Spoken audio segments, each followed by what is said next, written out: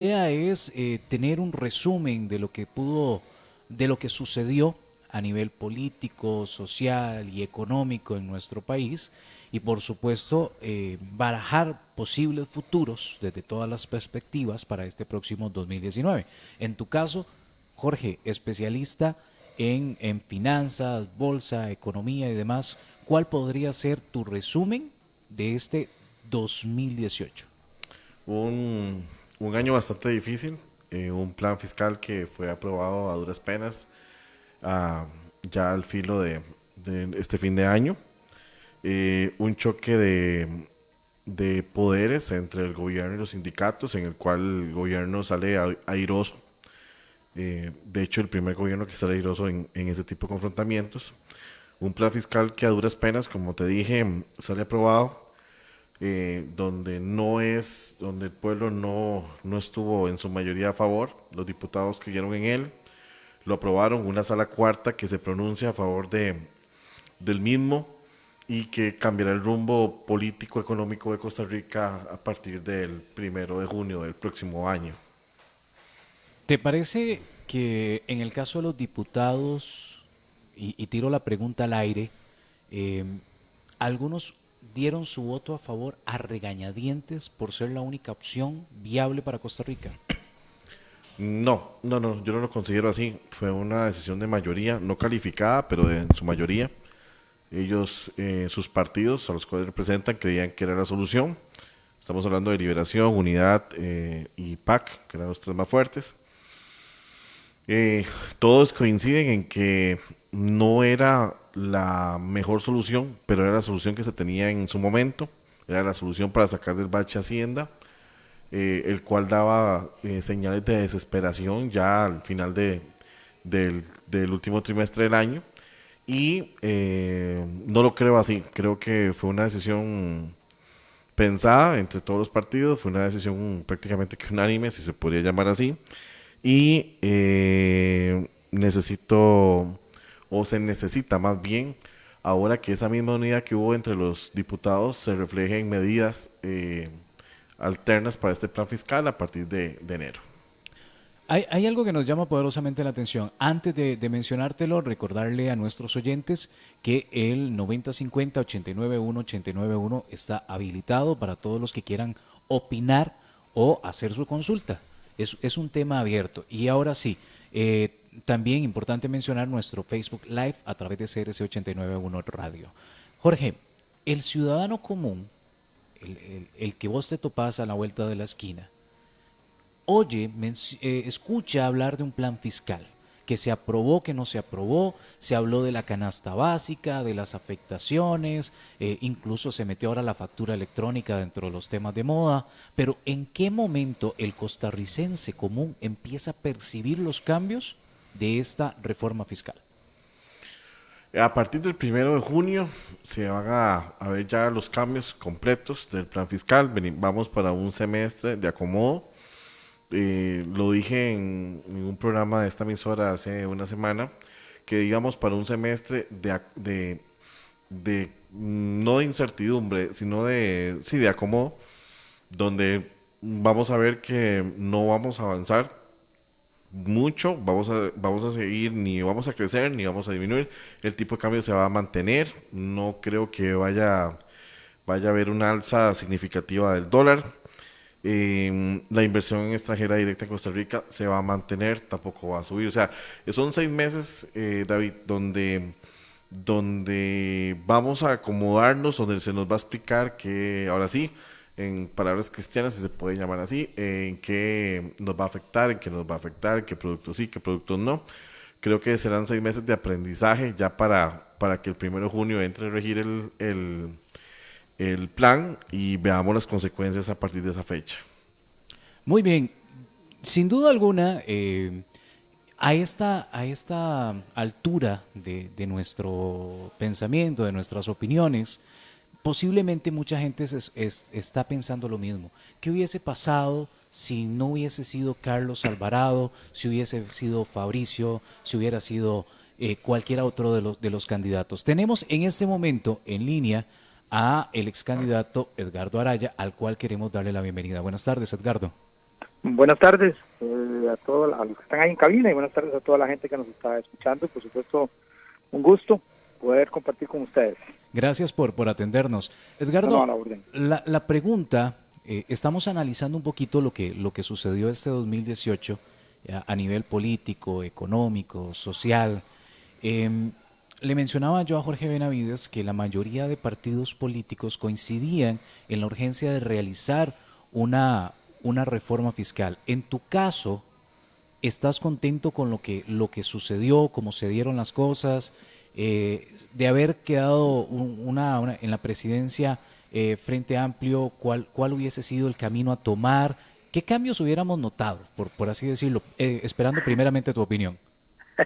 Bueno, ya entramos un poco en en el área de la especulación, pero claramente en lo que había consenso en general era la necesidad de un plan fiscal. Es decir, el tema del déficit enorme, el déficit primario que tiene este gobierno central, de más de casi o alrededor de 1 millón de millones de colones por año, pues digamos no era ninguna mentira ni nadie se lo está inventando. El problema es, cuando empezamos a hablar de plan fiscal, el problema es cuál plan fiscal es el que queríamos aplicar. Y pues ahí, efectivamente, nosotros no compartíamos un plan fiscal o un proyecto fiscal en el que se cargara fundamentalmente en el tema del IVA, ¿verdad? Y creíamos que tenía que ser un plan fiscal o una ley de fortalecimiento fiscal que efectivamente cumpliera con esos 4 pilares fundamentales que debe tener para hacer una reforma integral, porque el problema con este plan fiscal que se aprobó, que aprobaron o que con el que coincidieron prácticamente el resto de los demás partidos políticos, es un plan que no soluciona absolutamente nada, como está claro. Es decir, lo que hace con el aumento del ingreso que se va a dar es disminuir el ritmo del endeudamiento, pero el endeudamiento se va a mantener. Así que a vuelta de 1 año o 2 años vamos a estar otra vez en esta misma discusión. Entonces nosotros planteábamos que sí, que había que hacer un plan fiscal, pero un plan fiscal que contemplara de manera integral 4 pilares. El primero era el tema de la reactivación económica, o sea, qué acciones concretas se tenían que hacer para generar reactivación económica que le diera empleo a más gente, sobre todo los sectores costeros, rurales, mujeres jóvenes, ¿verdad? Más del 40% de la población económicamente activa de este país no tiene un trabajo formal, ¿verdad? Sino que están en la informalidad. Y ahí planteábamos una serie de iniciativas. Luego veníamos con el tema del ingreso. ¿Quién tiene que pagar esta brecha? ¿Solo la ciudadanía promedio, digamos, con el IVA? ¿O había que plantear un tema serio en renta, ¿verdad? Para poner a pagar a la gran riqueza de este país, que como hemos visto en las noticias finalmente, pues no está pagando lo que proporcionalmente debe pagar, a la par de el combate al tema de la evasión, ¿verdad? Que es también una cosa enorme que mantiene ese hueco. Entonces, nosotros planteábamos eso desde el punto de vista integral, lo dejamos planteado así en la Asamblea Legislativa, con varios proyectos que iban en ese sentido, pero llegó un momento en que, recuerdo perfectamente cuándo fue, una reunión en el Ministerio de Hacienda con el anterior ministro de Hacienda, y ahí Carlos Alvarado, Antonio Álvarez de Santos y Rodolfo Pisa llegaron a un entendimiento en el que él, la propuesta iba a basarse fundamentalmente en el IVA, sin tocar renta y sin tocar nada más. Y ahí fue donde nació este plan fiscal. Por supuesto que entonces nosotros en campaña planteábamos que, si bien es cierto, compartíamos la necesidad de un plan fiscal, no es de proyecto que ya se venía cuajando en la Asamblea Legislativa, ¿verdad? Edgardo, ¿seguís creyendo en la renta mundial? Sí, nosotros, la renta mundial, a mí me parece, y lo hemos venido impulsando, ¿verdad? Es muy importante, ¿verdad? Como que tiene que ver también con el tema de la renta global. El problema es que esa renta cedular que tenemos ahora, el problema es que permite, ¿verdad? Portillos, y permite que yo compartimentalice, digamos, mis ingresos y mis riquezas, y entonces fracciono mi riqueza y a partir de ahí pago con la riqueza fraccionada y no con la riqueza total, que es la idea que por el que nace el impuesto de la renta, ¿no? Gravar la riqueza más y la riqueza, digamos, total. Entonces, por supuesto que nosotros impulsamos eso. El tema es que la campaña terminó yéndose por otro lado, ¿verdad? Y el asunto se polarizó entre si el matrimonio igualitario o no el matrimonio igualitario. Y entonces, bueno, ahora estamos pagando las facturas de eso, porque nadie puso cuidado al plantearse la polarización de la campaña en ese tema, nadie puso cuidado en las demás propuestas. Entonces, bueno, yo por lo menos soy sincero, Carlos Alvarado no engañó a nadie cuando dice ahora, cuando impulsó este plan fiscal y dijo que estaba cumpliendo lo que propuso en campaña. Claro, ellos propusieron esto en campaña, pero creo que nadie le puso cuidado, nadie le puso atención, porque la discusión, ¿verdad? Y el ruido de la campaña se fue totalmente por otro lado. Claro, comprendo. Para entrar en contexto, porque ya Jorge Benavides tiene la pregunta, explicar a la gente a qué nos referimos cuando hablamos de renta mundial. Se habla de que muchas personas generan dinero afuera, basándose en Costa Rica, y es precisamente pues ponerle impuesto a ese dinero que se realiza afuera, o por así decirlo, a nivel mundial, que son ganancias del país. Sí, digamos que la riqueza, la que se graba es la riqueza que genera la nacionalidad costarricense, ¿verdad? Hoy es la riqueza que se genera en el territorio costarricense, ¿verdad? Por eso es que es importante la renta mundial, porque eso permite grabar la totalidad, digamos, de la riqueza que el país de alguna u otra manera ha producido. Jorge. Don Edgardo, buenas tardes, un placer saludarlo. Buenas tardes. Hace, qué sé yo, 1 o 2 días, la Contraloría General de la República le pidió a la ministra Rocío Aguilar de Hacienda que diseñe e implemente un plan de atención ante la evasión fiscal. A la hora de discutir el plan fiscal, ¿por qué se evitó, o usted por qué cree que las demás fracciones evitaron entrar en el tema de lo que es la evasión, sabiendo que la evasión casi estaba entre un 7 y un 8% del PIB, ¿verdad? Y es el problema más grande que tenemos. Mire, a mí me parece que lo que tiene que ver es que los grandes intereses económicos y políticos detrás de esos partidos políticos no permitieron que eso se discutiera. A mí me llamó mucho la atención, y ojo, no estoy diciendo tampoco con esto que todo el empresariado sea evasor, ni mucho menos, ¿verdad? Por supuesto que hay el empresariado, hay la mayor parte es responsable, pero hay una enorme riqueza que no está pagando, como decía antes, y que logró colocar el posicionamiento, digamos, en esos partidos políticos, y evitó que esa discusión se diera, ¿verdad? Y yo atribuyo realmente a eso. Yo llamo la atención, mire, yo nunca he visto en ningún país del mundo, cuando hay una discusión fiscal, a los empresarios hablando de que sí, que por supuesto que es necesario el plan fiscal. O sea, a mí me sorprendió realmente cuando el sindicato más importante de los empresarios de este país, que es la UCAEP, sale a decir que no, que está muy bien, que están de acuerdo con el plan fiscal, que todo está de acuerdo. ¿Por qué? Porque no los tocó, porque no tocó a la gran riqueza y porque no tocó el tema que incomodaba a muchos, que es el tema de evasión. Creo que eso hay que decirlo así, fuerte y claro, y ojalá que se pueda corregir en el futuro, teniendo claro que no estoy diciendo que todo el sector empresarial tampoco va impuestos, ni mucho menos. Don Edgardo, ¿usted cree que llegó el momento en Costa Rica de que la evasión sea penalizada como debe ser, como en otros países, como en el caso de Estados Unidos o algunos países de Europa, donde la evasión, aparte de tener una multa, lleva lleva penas hasta de cárcel? Estamos ya en el momento en que debemos de tomar o dar ese paso.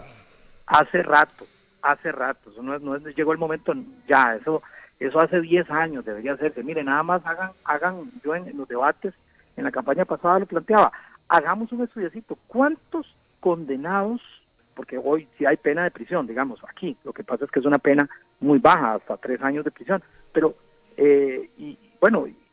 ¿cuántos condenados por evasión fiscal hay en el país? Versus cuántos evasores de cuello blanco están en prisión purgando una condena, versus cuántos de sectores más pobres están por otro tipo de delitos. Y verá usted que no hay nadie, este país no ha logrado condenar a nadie. Entonces, bueno, algo está pasando. algo está pasando, ese delito, quienes lo están cometiendo están teniendo un nivel de impunidad bárbaro, y este país, si no hace algo con respecto a eso, va a generar mayor descontento social y una explosión social en cualquier momento, porque la gente ve cómo le dan palo y le cargan a los más humildes, y los sectores más ricos de este país siguen, ¿verdad?, como si nada hubiera pasado, dándose, como diría mi abuela, viviendo a cuerpo de rey.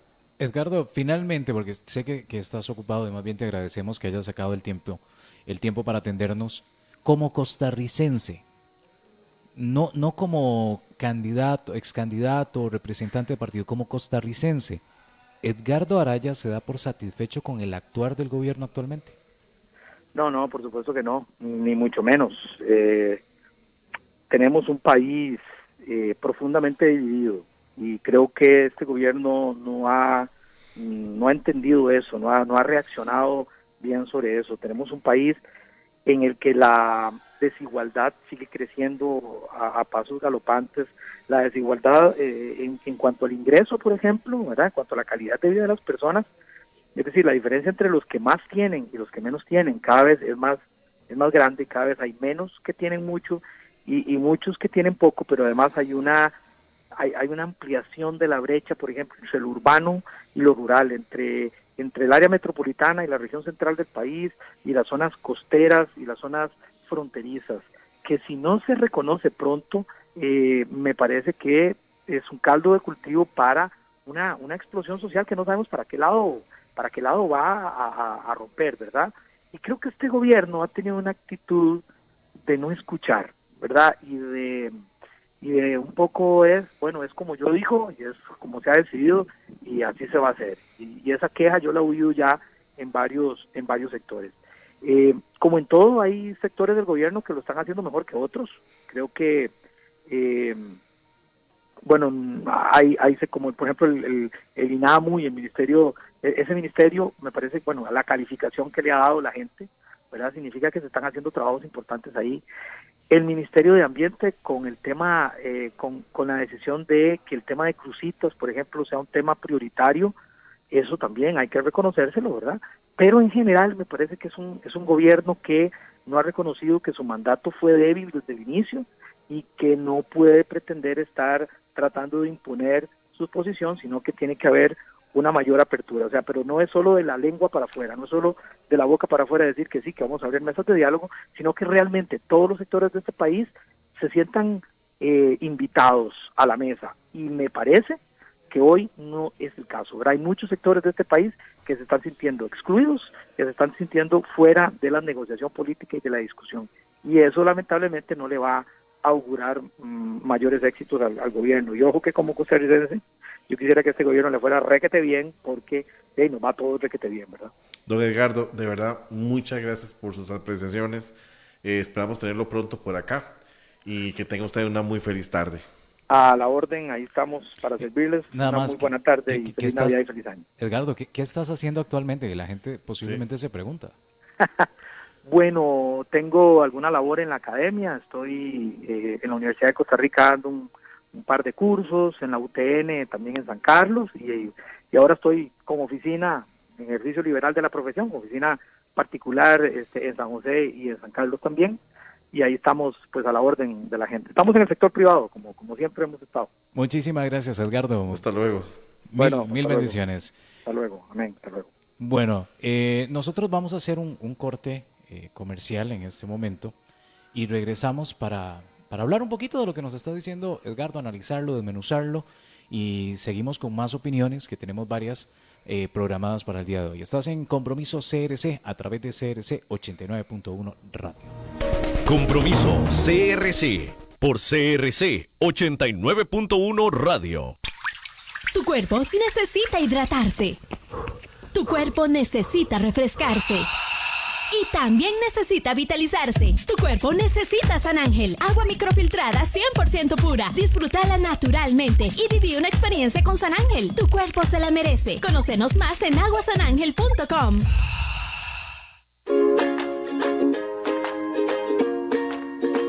Somos Plus TV, Lo nuevo en televisión inalámbrica con nuevos canales y la mejor señal que no se afecta con la lluvia.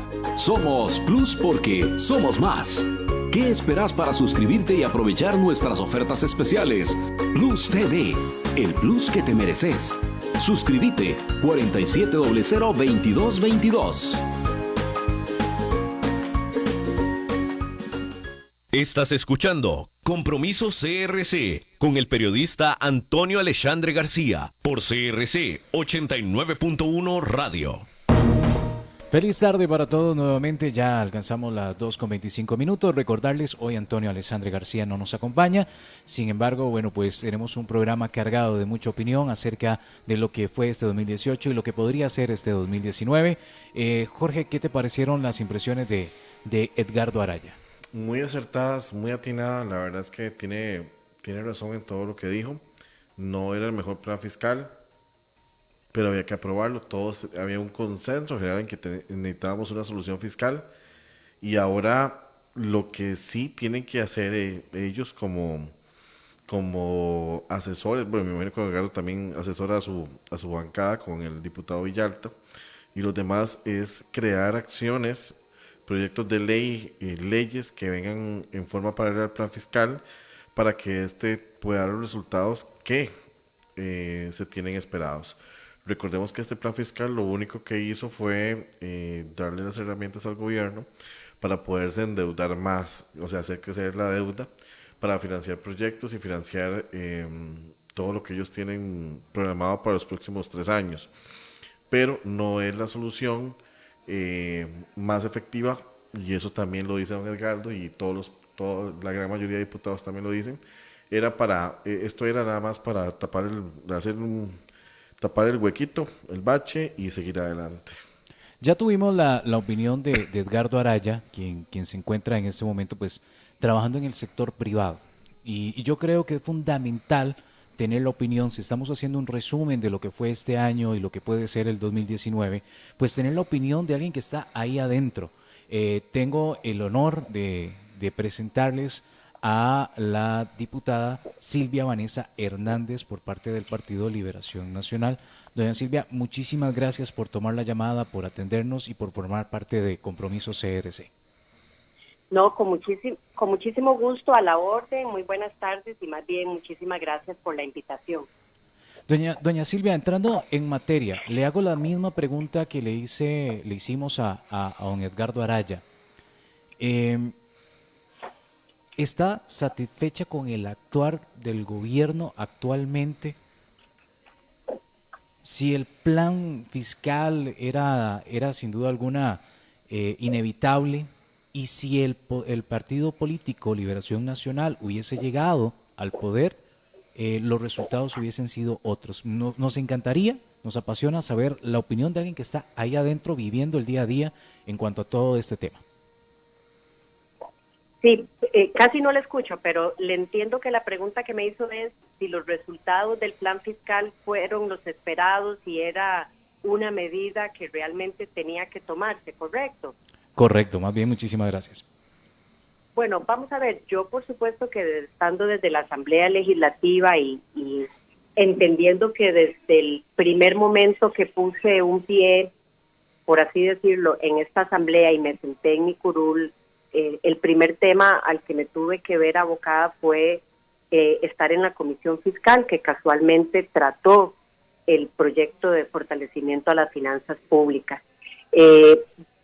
Trabajando en mi formación como economista y conociendo la situación crítica que ha venido teniendo el país en el tema del sendero explosivo que tiene la deuda, un problema de insostenibilidad financiera ligado a problemas de estrechez, inclusive fiscal o como se conoce, de flujo de caja en el corto plazo.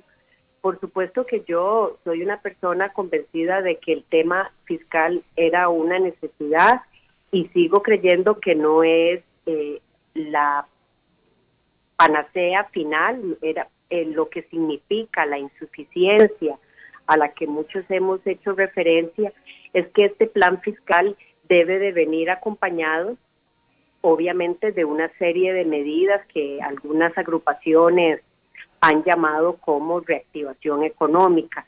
Y yo lo resumiría con una frase adicional, y es que el sentido de cualquier sistema tributario no es necesariamente el subir el impuesto o los impuestos, es que las personas puedan pagar esos impuestos, es que la economía permita eso, es que el dinamismo, el crecimiento económico de un país permita que eso suceda. Entonces, poco o flaco favor se hace de tener cambios en impuestos o en renta o en salarios si no hay un dinamismo, si las personas se mantienen desempleadas, si el crecimiento del empleo sigue estando estancado o peor aún contrayéndose, de manera tal que sí, es un paso en la línea correcta, es un paso que hoy permite que muchos de los programas sociales que atienden a poblaciones muy vulnerables, como en condición de pobreza, puedan seguirse viendo beneficiados de un Estado que permite inversión social, un Estado que todavía puede sostener muchos de esos logros históricos, incluidos o reconocidos internacionalmente.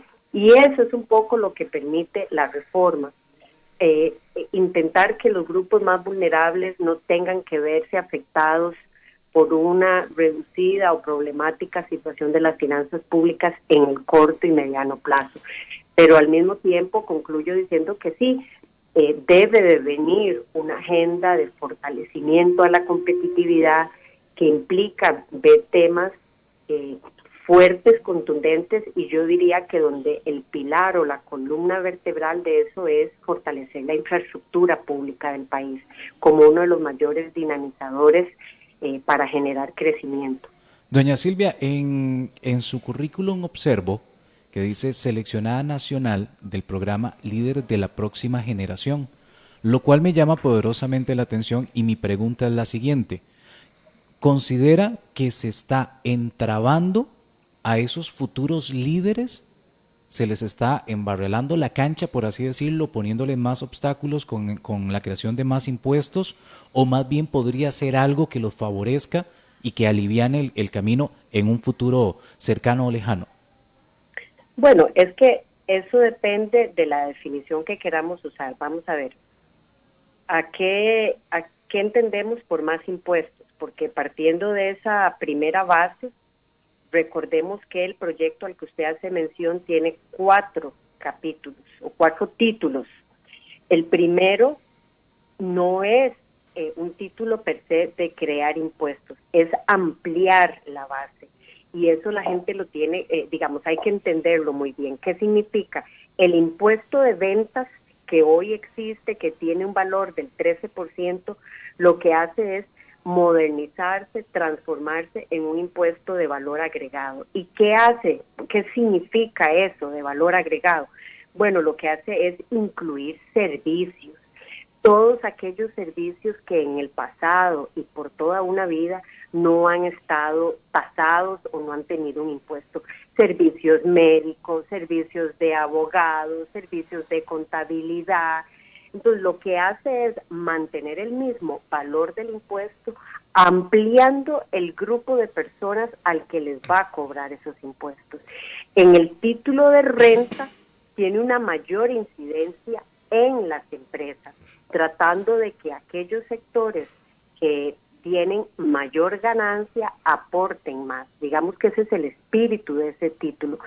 Tiene un tercer título que es el de empleo público, en donde lo que busca más que subir impuestos o poner impuestos es más bien contener el gasto, tratando de frenar un poco ese crecimiento que lleva el gasto de una dinámica que podríamos hablar posteriormente, que es por qué se vinieron creando muchos de estos incentivos o diferencias salariales entre un sector y otro, con la misma formación y quizás las mismas responsabilidades, pero dependiendo de dónde está su silla ubicada o en qué institución, van a ganar diferente. Entonces, ese título busca disminuir el gasto. Y el cuarto y último es lo que se ha denominado o se conoce como la regla fiscal. lo que le dice al Estado es, mire, aún en momentos en los que usted tenga bonanza, mejor solvencia económica, usted no puede disparar su gasto una vez más. O si los niveles de deuda que está teniendo el país superan el 60%, usted no se puede endeudar más como país, excepto para lo que se conoce como inversión de capital o infraestructura. Entonces yo diría que depende de esa definición. Para la pregunta en concreto, todo lo contrario. Yo creo que el Estado lo que está haciendo es, con la ayuda de una asamblea legislativa que acoge este tema desde el primer día, es ponerle un freno a un problema de finanzas públicas que de nuevo ha venido apremiándose tanto. Le voy a decir algo, nosotros hicimos aquí en el despacho, y también otras personas ya lo han dicho, un estudio para ver desde cuándo Costa Rica está en números rojos, por así llamarlo, desde cuándo hay un déficit financiero. Y desde 1970 el país vive en un mar de números rojos, esa es la realidad. Nos encanta decir que en la última década, porque tenemos un panorama, digamos, de ver los últimos 10 años, pero si usted lo ve, solo ha existido superávit financiero en 2 años, que fue en el periodo de la última administración de el expresidente Óscar Arias. En dos años de ese periodo hubo un superávit financiero. Pero el resto de la historia del país es un mar de números rojos. De manera tal que yo creo que más bien estos pasos vienen a tratar de que el futuro de muchas personas, de las nuevas generaciones, no se vea socavado por una realidad o por un dinamismo o por decisiones que han venido poniendo el sistema de las finanzas públicas en mucha debilidad. Buenas tardes, diputada Silvia. Jorge Benavides le saluda. Una pregunta, para estos próximos meses en la Asamblea Legislativa, la agenda complementaria, ¿ya se estipuló algún tipo de agenda complementaria para el plan fiscal? Bueno, lo que usted define como agenda complementaria tendría dos líneas. Vamos a ver, si lo que usted está diciendo es qué viene por parte del Ejecutivo para ese fortalecimiento, ajá, o lo que sigue. Exacto, después sí, del plan fiscal, nosotros creeríamos, y el Partido de Liberación Nacional ha presentado una serie de iniciativas para que en este periodo de sesiones extraordinarias, y para quienes nos están escuchando, recordemos que a partir de ahora y hasta abril, a finales de abril, esta agenda la define el Ejecutivo. ¿Qué significa eso?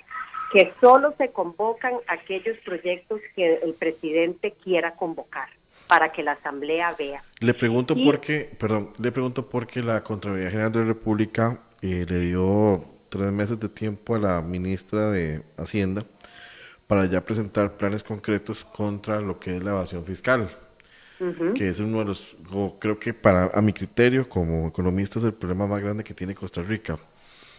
Entonces quería saber si dentro de lo que ustedes tienen ya conversado, estipulado, entra el problema de la evasión y cómo lo pretenden o cómo se piensa combatir. Bueno, es que usted lo acaba de decir de la forma más clara posible. Es que eso le corresponde al Ejecutivo.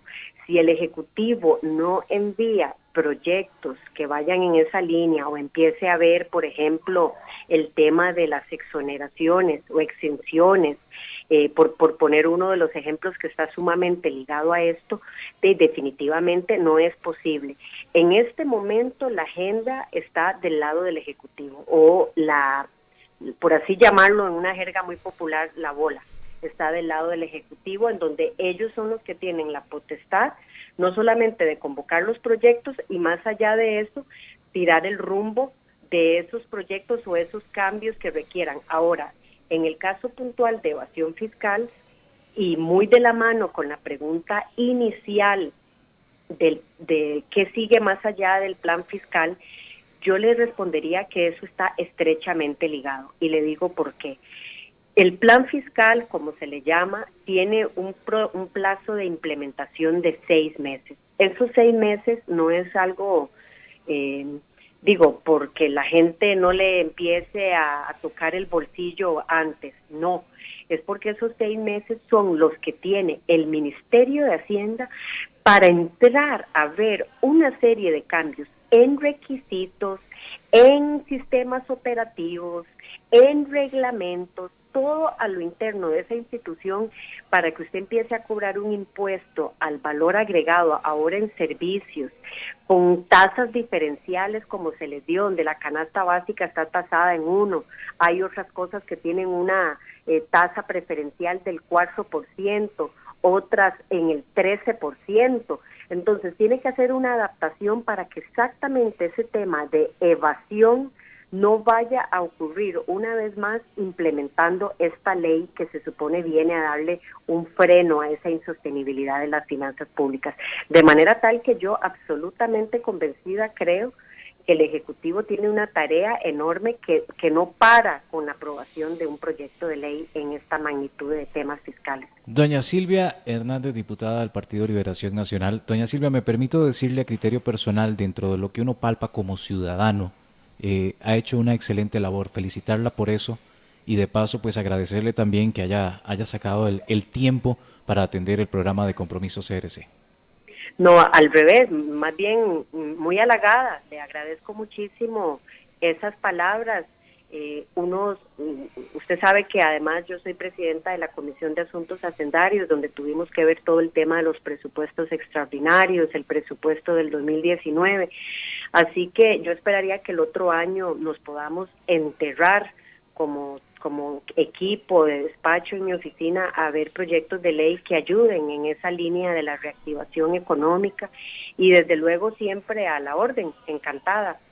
Bueno, pues muchísimas gracias y de verdad la mejor de las suertes, que disfrute de estas fiestas navideñas, que saque el tiempo para estar en familia y que se coma un buen tamal. Ya me comí muchos, pero voy a seguir. Muchísimas gracias y también un caluroso saludo y una feliz Navidad a todas las personas que hoy nos escuchan. Muchísimas gracias. A usted. Y a ustedes, desde luego. Bueno, pues muchísimas gracias. Ella era la diputada Silvia Hernández. ¿Cuáles son tus opiniones, Jorge? O resumen. Vamos a esperar al Ejecutivo a ver qué tipo de proyectos van a mandar a la Asamblea de aquí a abril. Esperemos que sean proyectos para fortalecer no solo las finanzas públicas, como hicieron con el plan fiscal, sino también para reactivar la economía y para combatir la evasión, que es, insisto, es el cáncer que lleva mal a este país. De verdad, muchas gracias a la diputada por todos los criterios que nos externó.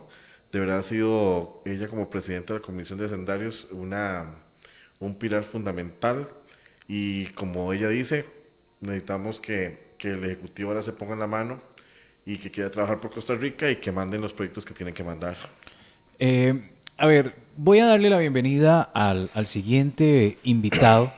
Ustedes se van a entender de maravilla, ambos dedicados a la economía. Yo nada más dejo en el tapete el siguiente comentario. Una de las calificadoras de riesgo le bajó la calificación a Costa Rica. Creo que son 2 o 3 que quedan pendientes de. ¿Sucederá lo mismo con esas otras calificadoras? Le doy la bienvenida a Aniel Suger, al cual le agradezco enormemente que nos pueda atender a través de CRC 891 y el espacio Compromiso CRC. Muy buenas tardes, espero que estén muy bien. Un cordial saludo a ustedes y a todos los radioescuchas. Y bueno, entrando de una vez con la pregunta, bueno, primero fueron dos escalafones o 2 escaños que fueron hacia abajo, degradados, y que, si bien es cierto, es una sorpresa para muchos después de un gran esfuerzo por la aprobación de esta hoja de ruta o de plan de vuelo, como se le puede llamar, este plan fiscal, que ya ahora no es el 20.580, sino que ahora es una ley 9.635, seguimos teniendo una calificación o un mensaje que le estamos dando al mundo a corto plazo, que eso fue el mensaje que dio Moody's, para ser específicamente la calificadora que hizo esta rebaja, que a corto plazo todavía nos sigue faltando el dinero. Más o menos es como para ir entrando ya en materia, y un cordial saludo a ustedes en cabina. Daniel, ¿cómo le va? Jorge Benavides le saluda, un placer saludarte. Era de esperarse, por lo menos yo me lo esperaba, que la calificación fuera mucho más baja. Habían elementos, no solo del plan fiscal, lo que nosotros llamamos riesgo país, que hacían creer, o sea, a mí me daba la impresión de que nos iba a bajar la calificación. El plan fiscal sabíamos que no era la salvación, no entra en vigencia automáticamente, inmediatamente, perdón, y se vio reflejado en eso. Pero también hay dos cosas que me tienen a mí bastante inquieto. Número uno, 650 mil millones de colones se están perdiendo por impuesto de ventas, y solo un tercio de los contribuyentes en este momento están facturando en forma electrónica. Sigue Hacienda con su hueco, sigue Hacienda sin dar una solución, y la Contraloría General de la República entabla a la ministra y le dice, de aquí a marzo, ¿qué va a hacer usted con respecto a la evasión?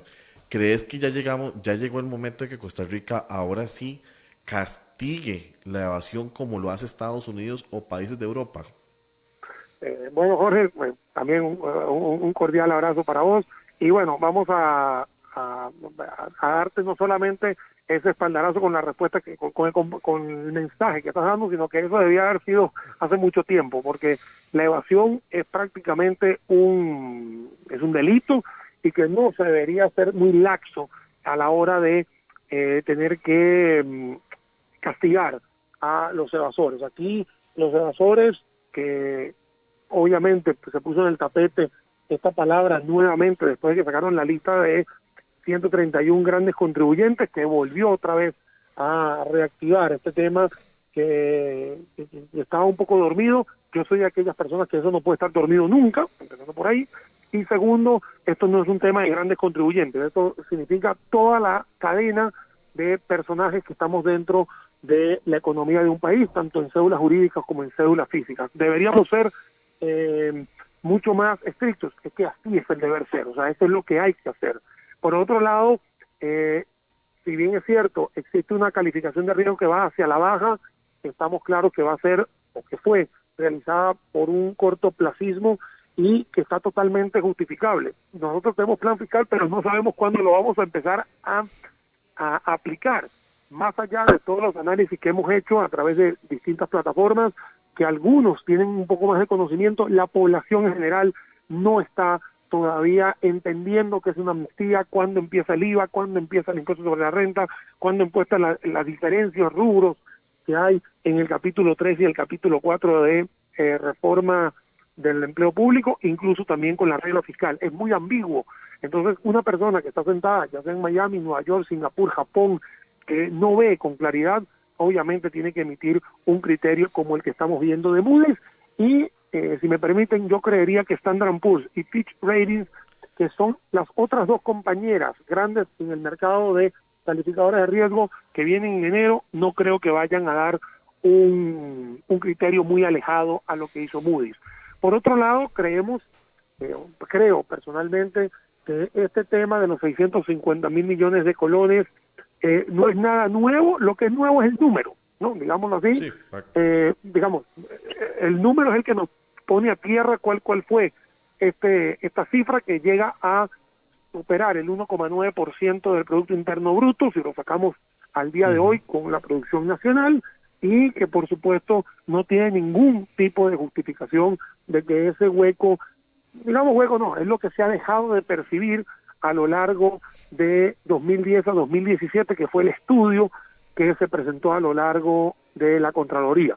Entonces, para aterrizar un poco la intervención, sí, es un tema que es un jalón de orejas, por decirlo así, a la administración actual de Hacienda. Por supuesto, la ministra de Hacienda, Rocío Aguilar, no tiene culpa de algo que es entre el 2010 y 2017, porque ella no estaba en la digamos, como líder de este barco, pero eso no quiere decir que no haya tiempo para tomar una estrategia para empezar a frenar desde el punto de vista del impuesto de ventas y por supuesto el impuesto de renta, que también es importante. Yo le dije a David que hoy quería, hoy que me tocaba estar acá y que Alexander no estaba, quería hablar con vos para hacerte la siguiente pregunta. Después de que vos das tu respuesta, va a hacerla yo. ¿Cómo visualizás económicamente hablando el año del 1 de enero al 31 de diciembre en Costa Rica? ¿Cómo ves, cómo va a transcurrir este año en la economía costarricense?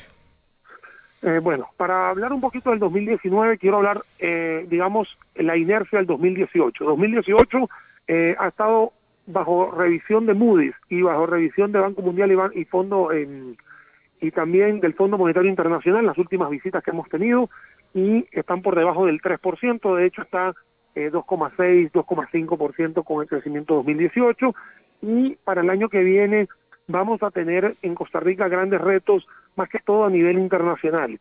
El mundo se está moviendo mucho más rápido y tiene tendencia hacia la alza o crecimientos importantes, no solamente en Estados Unidos, sino también en la zona de Europa. Estos dos prácticamente son el 92% de nuestra sociedad comercial, digámoslo así, y mientras ellos crezcan, nuestro sector externo debería estar creciendo. De hecho, personalmente, casualmente estaba ahorita en la Cámara de Exportadores Cadexco y las impresiones o las evaluaciones que están haciendo ellos para el 2019 son también bastante alentadoras. Eso no quiere decir que en el sector interno es donde hay una gran cantidad de retos o que la movilización va a ser tan rápida como el sector externo. Tenemos un 2019 que se avecina una huelga que espero que no se dé. De verdad, yo espero que ese tipo de actividades no se repitan otra vez. Acabamos de pasar 90 días donde haya unas repercusiones nefastas a nivel de comercio y a través del indicador mensual de actividad económica. Entonces yo no quisiera un 2019 empezando con el pie izquierdo y atravesado, ¿no? Pero si lo vemos así en grandes rasgos, yo sí creería que podríamos tener una Costa Rica por encima del 2,5 o 2,6%. Yo creería, ojalá fuese un 3%. ¿Por qué razón? Bueno, porque es un año, a diferencia del 2018, que fue un año electoral, que fue un año donde había una incertidumbre fiscal, y ahora en el 2019 ni tenemos una cosa y ya por lo menos tenemos un plan de vuelo que puede refrescar un poquito más la imagen de Costa Rica en el 2019. Y lo que estamos tratando es inyectar un poco más de ese positivismo que se necesita en estos momentos para el país. Ahora bien, se está subiendo las tasas de interés a nivel de la Reserva Federal de los Estados Unidos. Eso puede repercutir un poco en nuestras tasas de interés. Eso no va a ser hoy, va a ser obviamente a partir de enero, porque prácticamente estamos cerrando el año, y eso también podría traer un año bastante retador a la hora de solicitar inversiones o apalancamiento sobre inversiones. Entonces, podría ser un año que pueda tener cosas buenas, sus cosas malas, pero yo sí creo que vamos a estar mejor que el 2018. Yo siento que los primeros 6 meses del año, por lo menos antes del 1 de junio, vamos a tener una economía, sí es cierto, al alza, pero muy, muy sostenida. Porque, de acuerdo contigo, Jorge. ¿verdad? Después del 1 de junio, es lo que me preocupa a mí ya cuando entre a regir, ahora sí, todo lo que aprobó la Asamblea Legislativa, y ya a mi criterio entraría lo duro. También, por supuesto, lo que está pasando, digamos, con Estados Unidos, con la tasa de interés nos va a afectar, y todo lo que pasa en Estados Unidos nos afecta directamente, pero siento que va a ser un año con un crecimiento leve en el primer semestre, y en el segundo vamos a ver el impacto real de lo que tiene el plan fiscal. Daniel, de verdad, es un placer compartir con usted. Espero tenerlo pronto por acá, ya para hablar largo y tendido sobre el tema, pero como siempre, muchas gracias por la intervención, muchas gracias por su opinión, y que tenga usted una muy feliz Navidad y un excelente año. Al contrario, muchísimas gracias a ustedes por siempre tomarme en consideración. Esto es, siempre le digo a mis alumnos en las diferentes universidades, la economía siempre nos da de qué hablar, porque cuando pasa una cosa, se deteriora otra y positivamente pasa otra. Entonces todos los días pasan cosas en nuestro entorno, que no solamente es Costa Rica, es el mundo completo. Entonces siempre vamos a tener cosas de que hablar, agradecerles por supuesto la confianza en este humilde servidor. Yo espero también en el año 2019 acompañarlos ahí en cabina. Las últimas intervenciones han sido a nivel telefónico, pero bueno, obviamente el cariño siempre es el mismo. Desearles a ustedes una feliz Navidad, un próspero año nuevo, siempre empezar con el pie derecho y siempre cuidarnos para los que vamos a salir en carretera, que estemos muy tranquilos. Los queremos a todos, no solamente ustedes en cabina, sino a los que nos están escuchando, tenerlos en el 2019 escuchando a estos humildes servidores de la opinión nacional. Muchísimas gracias, Daniel, más que agradecidos, que tengas un muy feliz retorno. Igualmente, David. Bueno, pues nosotros ya estamos llegando a la parte final. Jorge, tal vez en menos de un minuto, ¿cuál es tu resumen de todo lo que se habló en esta edición de Compromiso CRC? Viene un año que va a ser de mucho acomodo, pero confiando en que el Poder Ejecutivo, que don Carlos Alvarado, que los diputados se pongan la camiseta como se la pusieron para aprobar el plan fiscal y que todo salga de maravilla. De verdad, se ven cosas positivas en el horizonte y que se puedan cumplir. David, de verdad, muchas gracias por la oportunidad de hoy. A todos los que nos escuchan, es el último programa del año, así que Dios los bendiga, que sean unas lindas fiestas, no perdamos la perspectiva de lo que es Navidad y que todo salga lo mejor y que todos disfrutemos. El saludo para cada una de las personas que nos brindó su compañía. Recuerden, si desean saber qué fue lo que opinó Edgardo Araya, Silvia Hernández, Daniel, Jorge y este servidor, bueno, pueden también buscar la repetición en nuestra página a través de CRC 891 Radio. De nuestra parte ha sido todo. El abrazo a la distancia para Antonio Alexandre García, que va camino a Brasil. Un abrazo fraternal para él, para sus padres. Y bueno, pues nos reencontramos en este 2019 que tiene todo un libro abierto de cosas por escribir. Será hasta la próxima. Gracias por habernos acompañado en Compromiso CRC.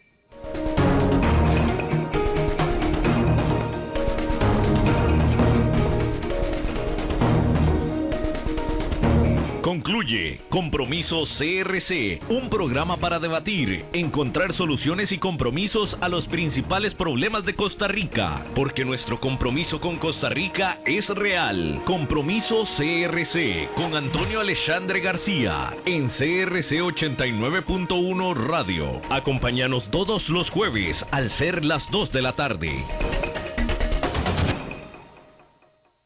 Pedí a Maxi Palí y ahorra más con la Maxi Navidad y aprovecha en grande. Tripa Coca-Cola Square y Fusti 2.5 litros 3.100. 4 pack Snacks Tosti 2.000. Maxi Palí, variedad y ahorro en grande. Vigencia hasta el 21 de diciembre. Regala salud y amor esta Navidad.